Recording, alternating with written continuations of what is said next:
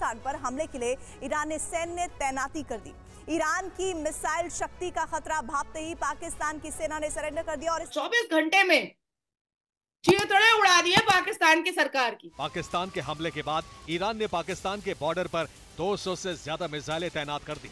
Iran कर रहा है एक्सरसाइज और ईरान ने मूड बना लिया है कि इनको दोबारा जूते पड़ेंगे। आप नोट कर लीजिए, ईरान कुछ ना कुछ करेगा।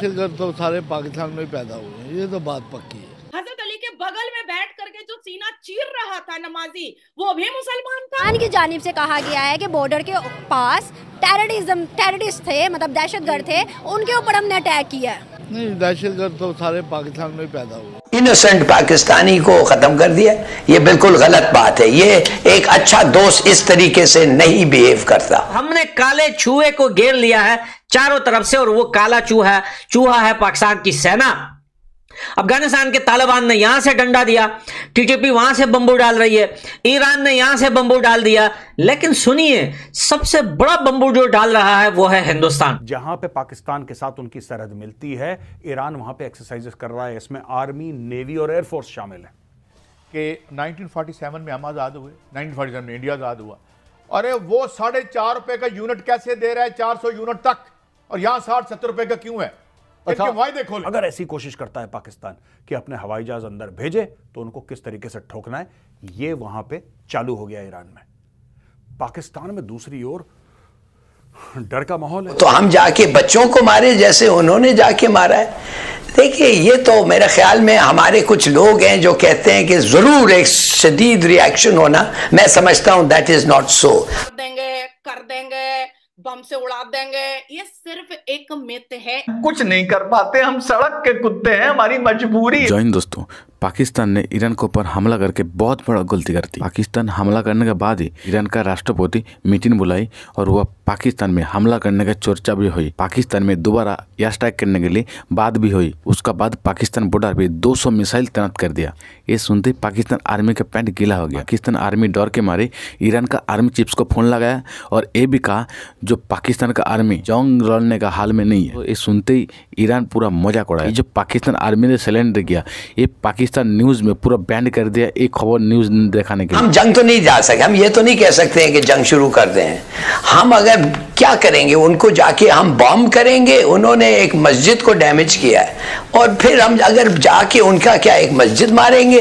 क्या हम जाके उधर किसको मारें? अगर वो कहते हैं कि हमारे लोगों को, तो हम जाके बच्चों को मारे जैसे उन्होंने जाके मारा है।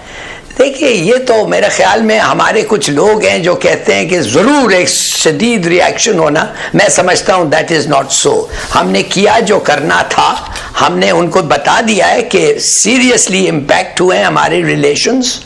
और मेरे ख्याल में मतीउल्लाह साहब, अगर माफ करिए अगर मैं कहूं, हम लोगों को केयर करना चाहिए कि ये टेररिस्ट हमारे मुल्क के अंदर आए कैसे। अगर ईरानी हैं और अगर लोकल हैं तो मेरे ख्याल में हम अपनी आवाम को बताना चाहिए कि इनको निकालने के लिए, इनको पकड़ने के लिए हम क्या कर रहे हैं। ठीक, तो मेरे ख्याल में इस चीज पे भी थोड़ा दोस्तों, तो ईरान कर रहा है एक्सरसाइजेस। ईरान कर रहा है एक्सरसाइजेस और ईरान ने मूड बना लिया है कि इनको दोबारा जूते पड़ेंगे।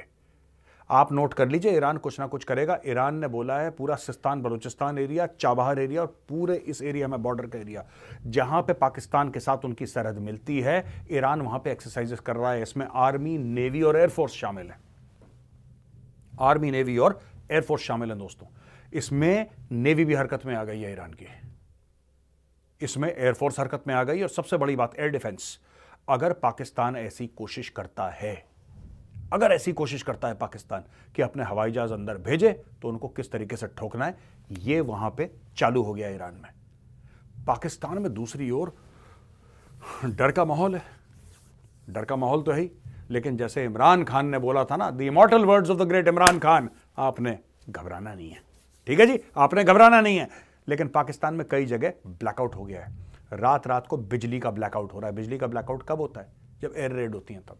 जब दुश्मन के हवाई जहाज घुस के मारते हैं तब होती है। बत्ती गोल, पूरे के पूरे शहर की बत्ती गोल हो जाती है। वो पाकिस्तान में हो चुका है। पाकिस्तान में कई जगह सोशल मीडिया को ब्लॉक कर दिया है और पाकिस्तान में ये बोल दिया गया है औपचारिक रूप से कि ज्यादा इस चीज को कवर मत करना, हल्का हाथ रखना। क्योंकि देखिए, चक्कर क्या है मैं आपको बताता हूं दोस्तों। पाकिस्तान गया है, देखो उन्होंने इजराइल को कितना इंप्रूव और डेवलप कर दिया है कि पाकिस्तान, ईरान ये सब सोच भी नहीं सकता था। अब ईरान की होश और नींद उड़ी है कि भाई अब सोना नहीं है, अब जागना है। और किसको मारा है? जैश अल अदल को, ड्रोन, मिसाइल, और 24 घंटे में चीथड़े उड़ा दिए पाकिस्तान की सरकार की, चीथड़े उड़ा दिए, सोचने पर मजबूर कर दिया है भैया। और मुझे लगता है ना कि पाकिस्तान के पास कोई परमाणु बम नहीं है, कोई न्यूक्लियर बम नहीं है। ये सिर्फ एक मिथ है, मार देंगे, कर देंगे, बम से उड़ा देंगे, ये सिर्फ एक मिथ है, इसके अलावा कुछ भी नहीं है। और दूसरी तरफ एक बात सही तरीके से वाज़ा हो चुकी है कि पाकिस्तान एक ऐसा देश है जहां पर आतंकियों को पनाह दी जाती है। क्या कर रहा था जैश अल अदल पूरे परिवार के साथ? क्या कर रहा था पाकिस्तान में? कैसे मारा? मानो ईरान ने एयर स्ट्राइक किया, जैश अल अदल को तो मिलना नहीं चाहिए था ना, ड्रोन भेजा गया, जैश अल अदल क्यों मिला? बीच में एक बात आ गई कि दाऊद इब्राहिम को किसी ने पॉइजन दे दिया। सच है झूठ है मुझे नहीं पता, लेकिन दाऊद इब्राहिम पाकिस्तान में है, इस बात की पुष्टि हो गई। उसामा बिन लादेन कहां से मिला था? मैं भी यही कहने वाला था। चलें, ये जो अभी जिसका ऑर्गेनाइजेशन का आपने नाम लिया या दाऊद का नाम लिया, चलें कुछ शक कुछ सच जो भी है, उसामा बिन लादेन का तो हम खुद मान गए ना कि वो एबटाबाद, मतलब उससे आगे तो कोई बात नहीं। और इंटरनेशनल लेवल पे टेररिस्ट डिक्लेयर है। और यूएन ने कितनी बार पूछा था पाकिस्तान से कि भाई उसामा बिन लादेन तुम्हारे पास है? नहीं।